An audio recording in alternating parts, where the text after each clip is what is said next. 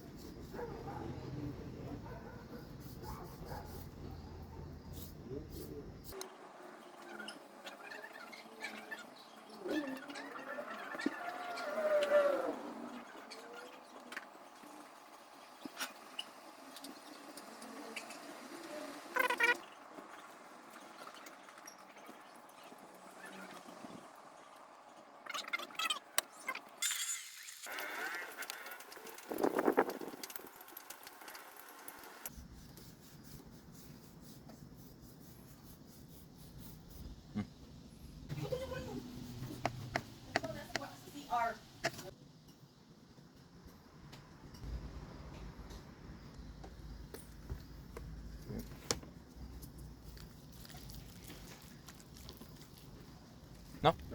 Di ba? Ang ganang ano. Ano na mustard? Ganda. Slumbay na.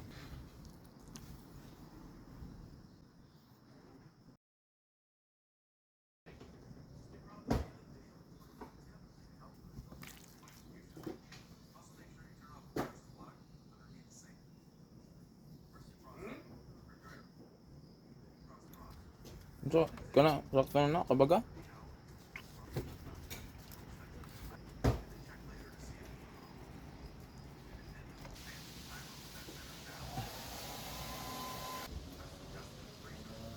Go all the way.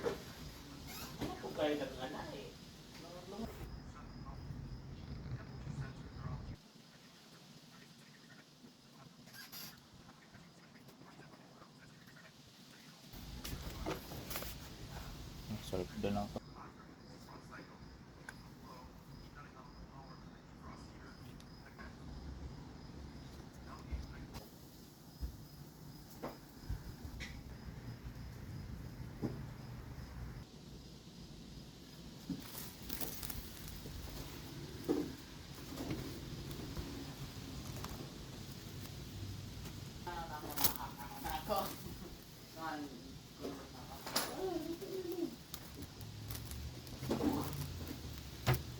I'm going.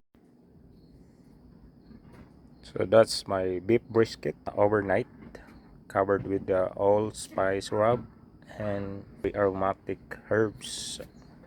This is my beef brisket overnight fridge. Now it's ready. The first thing I'm gonna do, I'm going to preheat my propane smoker.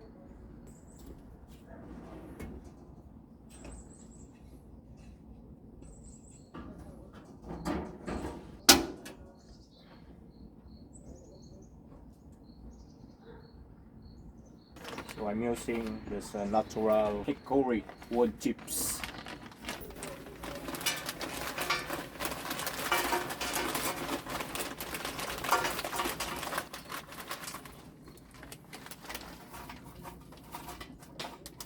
So you can use apple wood, maple wood. So it depends on you what kind of smoke wood you're gonna use. So this one is hickory natural, and I put it in the water pan. Add water here.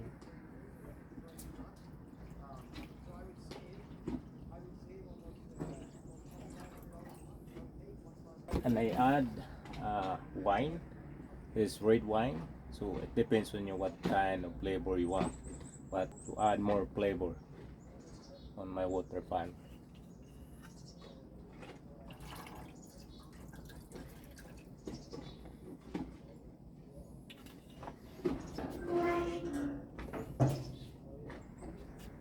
So guys, while I'm preheating my smoker, I'm going to unwrap this my beef brisket over.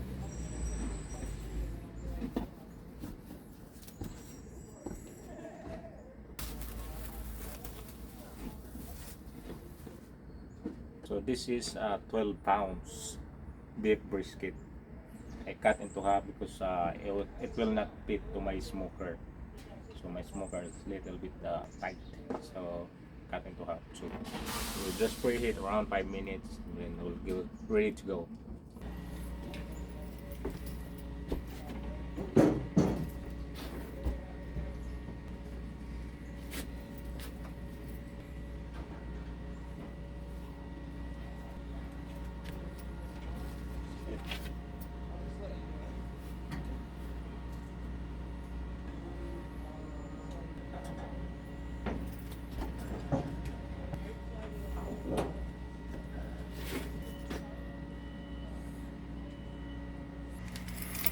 So I set my smoker for 150 Fahrenheit. So I'm going to smoke for 9 hours. So see you later guys after 9 hours. So guys, the moment of truth. After 9 hours, to check na smoke brisket. So let's go.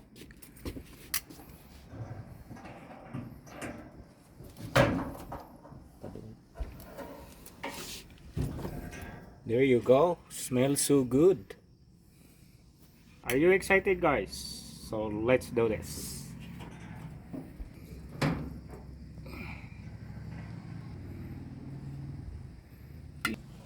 Wow.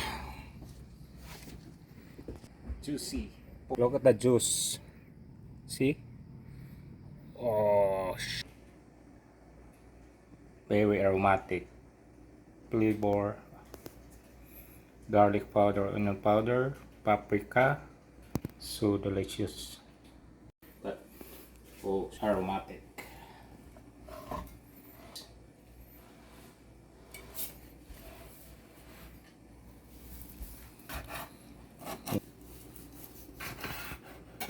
Perfect. See? Wow. Lovely. Okay ang spice no? Dito na tayo. Load that.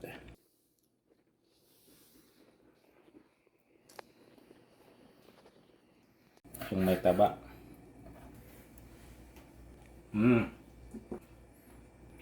So guys, if you wanna follow this recipe, just check it out under the description below. I write it down all the recipe, the procedure, how I make this. Very aromatic, juicy, tender, moisture in there.